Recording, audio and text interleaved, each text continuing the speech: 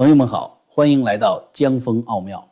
上次我们讲临终前的梦，讲那些提前来接人的亲人，很多朋友也在留言区讲了自家老人临走前的事。有些故事我看完在椅子上坐了很久。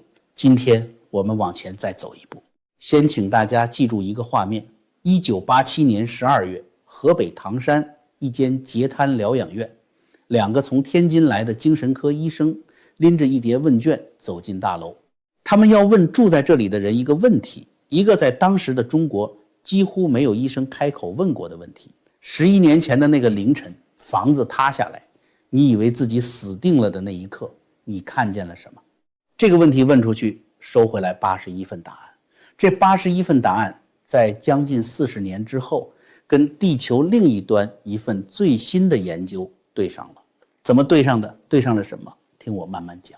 先说清楚一件事，上次咱们提过，心跳停止不等于一切归零。今天我们不再纠结意识还在不在这个问题了，我们问一个更麻烦的。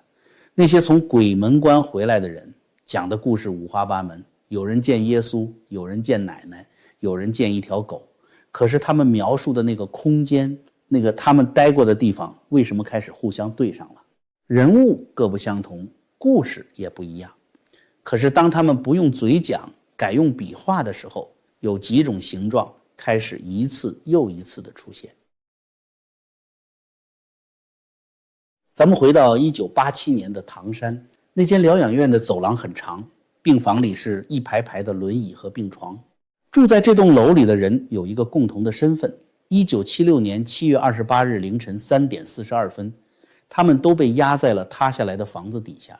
被挖出来的时候还有一口气，命保住了，脊椎断了。11年过去，他们还在这里。两位天津来的医生，一位叫冯志颖，天津市安定医院的精神科专家，另一位是他的同事刘建勋。他们随机选了100位病人发问卷做访谈。这个活不好干，100个人里19个人拒绝回答或者没法配合。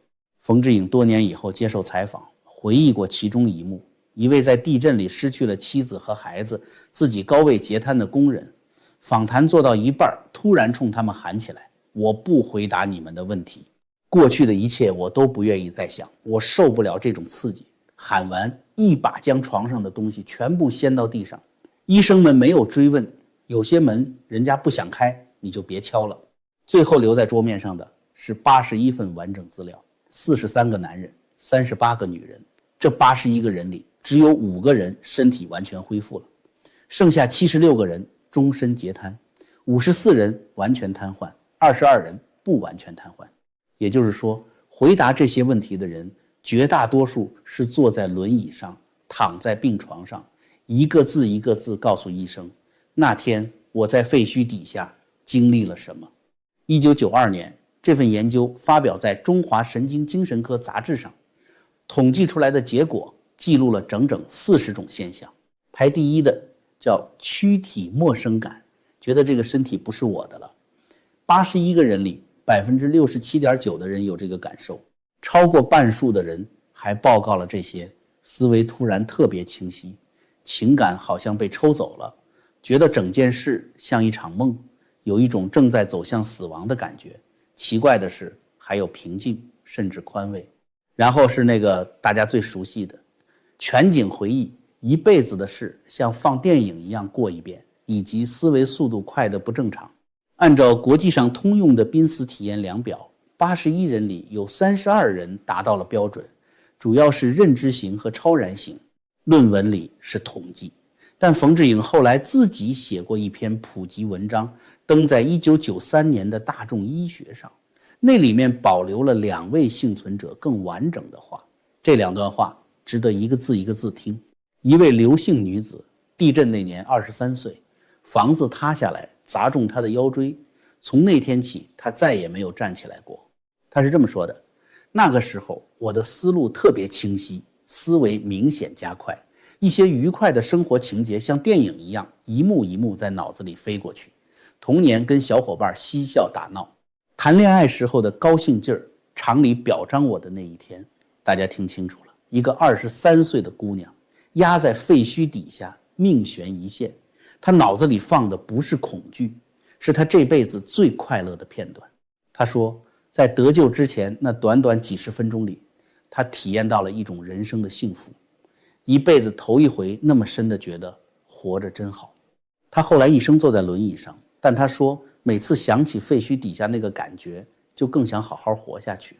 另一位理性幸存者说的话更怪，他说身体好像已经不属于自己了，下肢就像不翼而飞，身体的各个部位散落在空间里，接着好像沉在万丈深渊里面，四周一片黑暗，听到一声一声难以描述的莫名其妙的声音。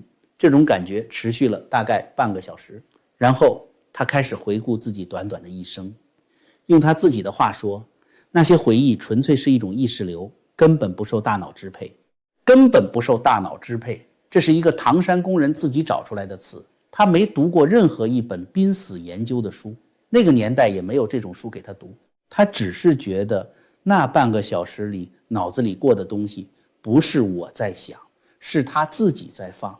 请大家把李先生这段话记住，尤其是前半段，身体散落在空间里，沉在万丈深渊，四周一片黑暗，一会儿我们要拿它出来对一样东西。冯志颖自己的结论下得很谨慎，他说濒死体验的内容、后果和类型可能同种族地区、心理文化背景还有濒死事件的种类有关系。翻译成大白话，中国人看见的跟美国人看见的可能不一样，因为文化不一样。这句话听起来四平八稳，对吧？那么问题来了，这些被压在唐山废墟底下的中国人看见的东西，跟大洋另一边的人到底一样不一样？把时间往前拨8年，地方换到荷兰。1979年，一家医院的冠心病加护病房夜班，救护车呼啸着送进来一个44岁的男人，全身发紫，昏迷不醒，1个小时之前被路人发现倒在一片草地上。值班的男护士立刻上手抢救，要插管，一掰开嘴，发现里面有一副假牙。他把上排假牙取下来，顺手放在旁边的急救推车上，继续按压。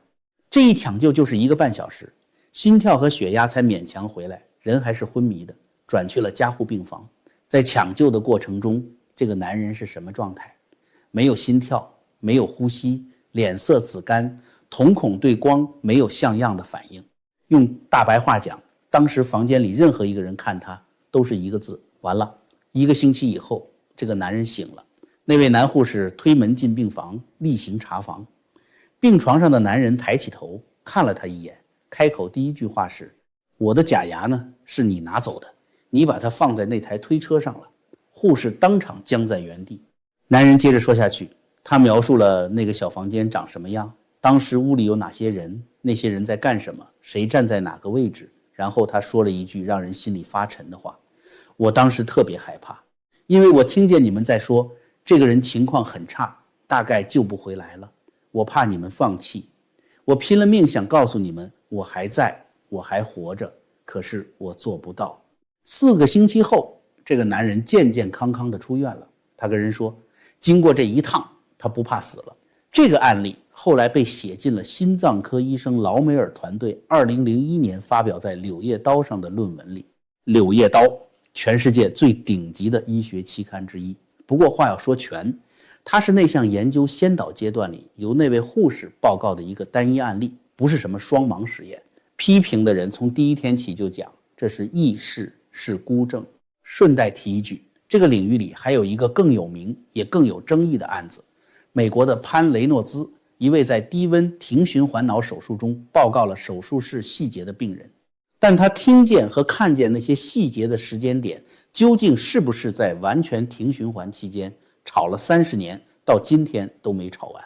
我想给大家讲的是另一个人，一个本来是专程来砸场子的人，麦克萨邦，美国心脏科医生。70年代末，濒死体验这个词纲因为雷蒙·穆迪那本《死后的世界》火起来。有一天，一位精神科的社工找到萨邦，说：穆迪，那本书你看了吗？要不要用你自己抢救回来的病人验证一下？萨邦的反应用他自己的原话，这根本是胡扯，他是搞心脏的，天天在抢救室里跟死神拔河，什么场面没见过，灵魂飘在天花板上看自己。他心想，好，我就做这个研究，我来证明它是假的。他后来自己承认，我进去的时候就是想把它推翻。甚至有病人事后跟他讲，萨邦医生，你当年访谈我的时候，我能感觉出来你是在想办法否定我。他在佛罗里达大学做了5年，访谈了100多位被抢救回来的病人，那些我见到光了，我见到去世的妈妈了，萨邦统统不买账。这种话没法验证。他盯的是另一类。你说你飘在上面看见了抢救过程，行，那你把细节说出来，我拿你的手术记录一条一条对。5年下来，他一共记录了32个报告，从上方看着自己被抢救的病人。这32个人里，多数人的描述都是泛泛的，什么医生围着我，机器在响，这种对不了，电视剧里都有。可是有6个人，6个说出了具体到可以拿医疗记录和在场人员去核对的细节，用了什么仪器，做了什么操作，顺序是什么。萨邦拿着记录一条条对完之后，这位进门时扬言要拆台的医生1982年出了一本书《死亡的回忆》，成了这个领域的里程碑。他的立场换了。有人可能会说6:32比例也不高啊，对，就是不高。我把这个数字原原本本告诉大家，是因为这事儿经不起吹。32个人里26个对不上，剩6个对上了。可你要解释的恰恰就是这6个。一个闭着眼被按压着胸口的人是怎么知道那间屋子里按什么顺序发生了什么的？还有一件事我得说在前头，免得有人拿去做文章。萨邦不是无神论者，他从小上教会，他当年怀疑的不是上帝，是这类故事在医学上站不站得住。他做的也不是什么受控实验，就是老老实实的访谈加病例比对。怀疑派给过解释，麻醉没睡实叫麻醉觉醒，缺氧产生幻觉。还有一种说法，病人靠耳朵听到的声音在脑子里拼出了画面。这些解释都有道理。可是那副假牙放在推车上的位置，那6个人说出的操作顺序，到今天也没被哪一种解释收拾干净。在我们继续往下走之前，江峰照例提醒一句，琢磨生死是为了活得明白，守住当下的身体才是头等大事。这里向大家推荐一直陪伴我的老朋友普瑞堂黑参。黑参传承古法，9蒸9晒，人参皂苷含量大幅提升，药性温和不上火，日常补气，增强免疫，特别适合像我这样长期熬夜用脑的人。现在普瑞堂特别回馈咱们频道的观众，点击影片下方资讯栏的连结，结账时输入专属优惠码 JF， 全球免运包邮，单笔满500美元，再送一根高品质黑参，多买多送。照顾好自己，也是对江峰奥妙最实在的支持。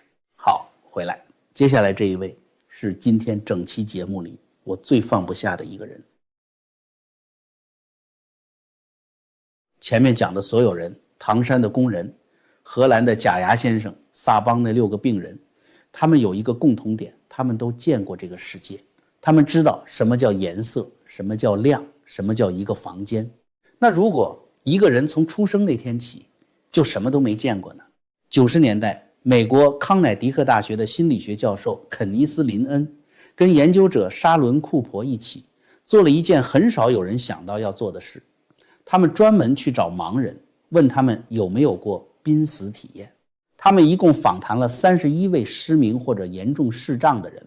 这31个人里，14个人从出生起就是失明的，11个人是后天失明，6个人有严重视力障碍。31人里21人讲的是真正的濒死体验，另外10个人讲的是没有生命危险背景下的离体经验。1997年成果发表，99年出了书，书名叫《心事》。结果是什么？31个人里有25个人，大约80%报告了视觉式的印象，注意是盲人，报告了看见。而14位先天失明者里面有9个人报告了类似视觉的内容。这里面最有名的一位叫维奇，维奇是早产儿，被放进保温箱。那个年代的保温箱供氧没个准儿，氧气给多了，他的视神经在出生时就彻底毁掉了。彻底毁掉是什么意思？就是他这辈子连一丝光都没有见过。不是模糊，不是黑影，是灵。亮这个字对他来说，就跟声音对一个先天失聪的人一样，是一个别人嘴里的词，仅此而已。维奇成年后遭遇了一次濒死，事后他描述那段经历，我请大家仔细品品他的话，因为这段话最宝贵的地方恰恰在于他笨嘴拙舌。他说那是他这辈子唯一一次能理解看见和光到底是什么意思，因为他亲身经历了。他说那个东西太难讲了，就好比你听见了一堆词，你不懂那些词的意思，可你知道那是词，而在那之前你这辈子从来没有听过任何声音。他还说他很难把那个经验叫做再看，那对他来说是一种全新的没地方搁的东西，他的脑子里找不到一个抽屉可以放它。朋友们，这段话如果是编的，那编的人是天才，因为一个想骗人的人会说我看见了金光大道，我看见了天堂，只有一个真的懵了的人才会跟你打这种磕磕绊绊的比方，像听见词但不懂词的人。当然丑话照样说在前头，这项研究是回溯性访谈，全靠本人自述，不是在医院里预先摆好一个目标物，看盲人能不能看到的那种实验。而且先天失明的人并不是脑袋里空空如也，他们靠触觉、靠语言、靠空间感、靠别人的描述，照样能建立起关于物体和空间的概念，这些都得认。可是认完了这些，还剩一个问题处在那儿，概念是概念，经验是经验。一个从来没有过任何视觉经验的人，为什么会把他的濒死经历描述成我第一次明白光是什么？现在到今天的正菜了。2025年10月，一份预印本论文挂上了网，标题很怪，叫《濒死体验空间的建筑》，作者3位，勒纳、塔哈尔，还有一位来自耶路撒冷希伯来大学的沙菲尔。前2位挂的单位，大家听好了，北京数学科学与应用研究院。一个设在北京的数学研究所，在研究人快死的时候看见的空间长什么形状，这事儿本身就够咱们喝一壶的。这项研究收了50名有过濒死体验的参与者，这里我多嘴一句，外媒报道的时候很多写成48人，我们去翻了论文原文，白纸黑字写的是50名参与者，受试者编号从1号排到50号，以原文为准。这50个人里18个人只有濒死体验，没有灵魂出窍，11个人经历过脱离身体，9个人经历过回到身体，还有12个人出去和回来，两头都经历了。那这项研究新在哪儿？大家想想，濒死体验研究做了50年了，访谈做了几千份，有人见白袍老者，有人听见诵经，这些故事咱们早听腻了。这3位研究者琢磨的是另一件事，几乎每一个经历过的人都说那个东西没法用语言形容。好，没法用语言形容，那就别用语言。他们让这50个人画，具体怎么做的呢？先请每个人把自己的整段经历切开，一段一段按时间顺序编号，先发生什么，再发生什么。这一刀切下去，就能把核心那一段从前前后后的过程里拨出来，然后请他们用图形把每一个经历过的空间重建出来。你在那个空间里的什么位置，你朝哪个方向移动，路线是什么样的。50个人各画各的，画完研究者把几十张图往桌上一铺，几种形状开始反复出现。第一种锥形，研究者管它叫 A 型，视野收窄，收成一个窄窄的锥，就是大家常听说的那个隧道。第二种椭圆弧，视野像一扇打开的弧形窗，张开的幅度有大有小。第3种最特别，研究者编号叫 C5 型，一个椭球形的包围空间，人在里面360度，四面八方全都是那个东西，把你整个包在中间，而且每一种形状都固定搭配着特定的亮度和色彩感受。更有意思的是顺序，在那些经历分好几段的人身上，锥形倾向于出现在开头或者结尾，包围型出现在中段。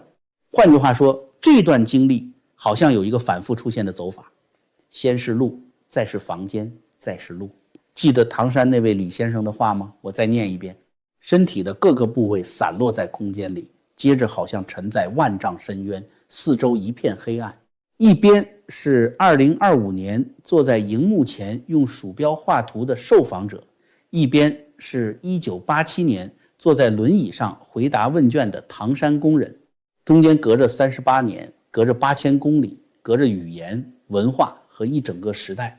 两段描述往一块一放，行了，我不多说了，大家自己体会。规矩不能破，2句话必须交代。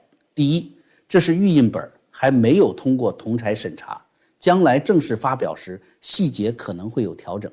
第二，也是最重要的，主持这项研究的勒纳本人把话说得很死，这些发现不意味着存在一个独立的灵魂，也不意味着意识能离开身体。他的解释是纯生理的，人濒死时脑子供血下降，周边视野先失守，于是视野收缩成锥形隧道，到了后段又扩成360度的封闭椭球，形状来自一颗正在关机的大脑。研究者自己都不信灵魂，这个立场咱们原原本本摆在这儿，因为接下来才是今天真正的问题。咱们现在把2位科学家的话并排放在桌上，一边是冯志颖1992年濒死体验的内容和类型可能同种族、地区、心理文化背景、濒死事件的种类有关，一边是勒纳2025年形状来自视野关机时的生理变化。这2句话一合，严丝合缝，是一套完整的、干净的、一个灵魂都不需要的解释。你的文化决定你在那个空间里看见谁，你的大脑决定那个空间长什么形状。美国老太太一辈子上教堂，临了看见白袍；犹太老先生一辈子听诵经，临了听见有人念妥拉。唐山的工人没有这些，他看见的是自己的一生，像电影倒着放。人物是文化发的服装，舞台是大脑搭的布景。全解释完了，散会。但真的解释完了吗？我这儿还压着3件东西，一件一件放，大家自己掂量。第一件，文化解释了看见谁这我服。可是大家倒过来想，不同的文化、不同的年代、不同的语言，互相不认识的人为什么会把各自不同的人物填进形状如此相似的空间里？布景是各家自己的大脑搭的，怎么搭出来的舞台？一个赛一个地象。你可以说，因为人类的大脑构造相同，关机的方式也相同。可以，这个解释先收下，接着看第二件。第二件，围棋，文化可以交给他天堂这个词，可以交给他光这个词。他一个先天失明的人，词他都会，可他说的不是词，他说的是我第一次明白了那是什么。一个从来没有开过机的视觉系统，关机的时候放出来的画面是哪来的？第3件是那50张图里我故意留到现在才讲的几张，不是每一张图画的都是光和花园。